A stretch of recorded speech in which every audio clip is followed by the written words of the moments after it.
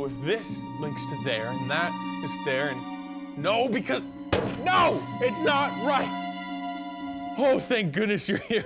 I have been trying to figure out this puzzle for days. I haven't slept. I haven't been home.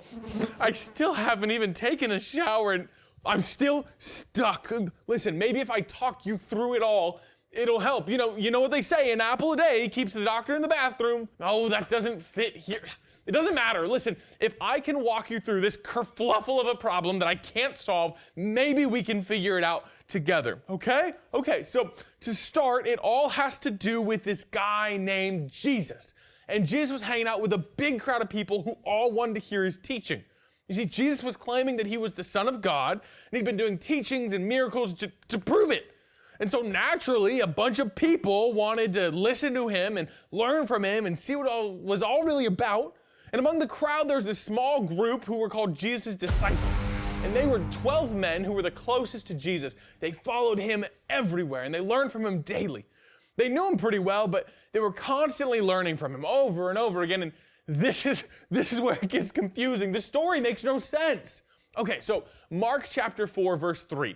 Jesus tells a story to the crowd and the disciples. He says, "Listen, a farmer went out to sow his seeds. And as he was scattering the seeds, some fell along the path. And the bird came up and ate it. Some fell on rocky places where it didn't have much soil, and it sprang up quickly because the soil was shallow. But when the sun came up, the plants were scorched and they withered because they had no root. Other seeds fell among the thorns, which grew up and choked the plants so that they did not bear grain.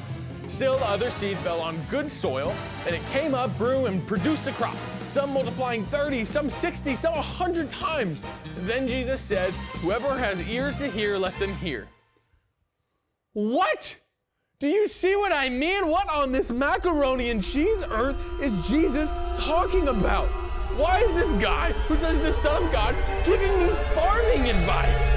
I'm not a farmer. I can't grow vegetables. I hardly even eat vegetables. I have no idea what Jesus is talking about here. None. And you want to know what? I'm not alone. It's not just me. Remember those 12 guys I told you about, the disciples? They didn't get it either. In verse 10, the disciples said to Jesus, what did that story mean back there? Like, right? And you know what Jesus does? He explains it like a nice guy. But then he tells another story. And just so you know, Jesus' stories were actually called parables. And parables just another word for a story that's supposed to teach us something. But let's be honest, Jesus, if I don't understand your parable, how can I learn from it? So the disciples ask what Jesus' last parable meant, and Jesus answers their question. Maybe this can help us understand this confusing web of stories that I have no idea what they mean. All right, so in verse 13, Jesus says, "Don't you understand this parable? How then will you understand any parable? The farmer sows the word. Some people are like seeds along a path where the word is sown. And as soon as they hear it, Satan comes and takes away the word that was sown in them. Others, like seeds sown on rocky places, hear the word and at once receive it with joy. But since they have no root, they only last a short amount of time. When troubles or persecution comes because of the word, they quickly fall away. Still others, like seeds sown among the thorns, hear the word, but the worries of this life, the deceitfulness of wealth, and the other desires for things come in and choke the word, making it unfruitful. Others, like the seed sown on good soil, hear the word, accept it, and produce a crop. Some 30, some 60, some 100 times what was sown." Okay, so Jesus explains the first parable, thank goodness. He's basically saying that we need to make sure we have good roots and that we should make sure that we're growing in our faith in God by doing things like praying and reading our Bible and going to church. That was so simple. Why didn't Jesus just tell us that in the first place? All the people around him didn't understand the story until he explained it. Why not just say it plainly in the first place so I don't have this storyboard to figure it out? But don't worry. This is where the headache comes because Jesus tells more parables that make my brain go night-night. The next thing that Jesus says is, do you bring a lamp to put it under a bowl or a bed? Instead, don't you put it on a stand? For whatever is hidden is meant to be disclosed, and whatever is concealed is meant to be brought out into the open. If anyone has ears to hear, let them hear. What? Why are we back to the confusing stuff? I thought he was teaching me to be a farmer, and now he's talking about a lamp next to my bed. If that lamp falls off my bed and it's too close to my seeds that I was growing from the last story, you can say bye-bye to all of my carrots I've been harvesting. And the disciples hear this story and they might be thinking to themselves, well, IDK what that's all about, but maybe he'll explain it nice and easily, just like he did the last time. Nope. Straight to the next parable. In verse 26, he says, this is what the kingdom of God is like. A man scatters his seed on the ground. Night and day, whether he sleeps or gets up, the seed sprouts and grows, though he does not know how. All by itself, the soil produces grain. First the stalk, then the head, then the full kernel in the head. As soon as the grain is ripe, he puts the sickle to it because the harvest has come. Okay, Jesus. 2 stories in a row that I don't know what you're talking about. Please tell me what they mean. Nope.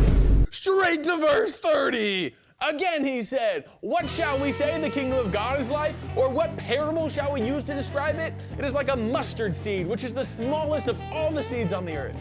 Yet when planted, it grows and becomes the largest of all garden plants. With such big branches, the birds can perch in its shade.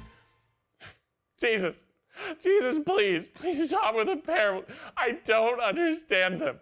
Do you guys see what I'm talking about? I've been stuck here for days, skipping meals, so many meals, missing showers, so many showers. Honestly, guys, as confusing as this is for me, and as confusing as it was for the disciples, can you imagine how annoying this must have been for Jesus? Like to keep having to tell these parables to try and teach us, and we just don't get it? Man, Jesus had to have some serious patience, didn't he? I mean, how annoyed do you get when you tell someone over and over and over again? Like, I get annoyed when I have to tell my dog to get off the couch. And that isn't even important. Jesus has some incredible patience to keep telling us these stories to the disciples. These stories are super important. I could never be that patient.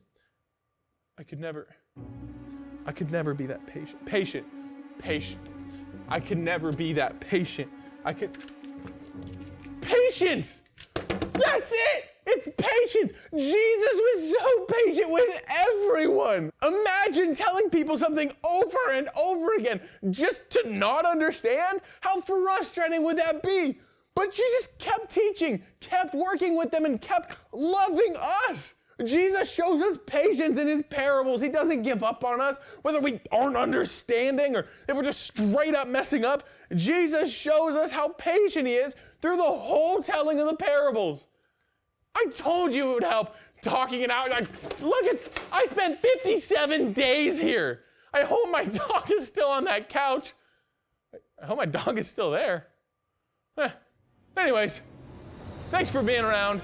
If you ever need the world's greatest detective to help you solve a mystery, call someone else.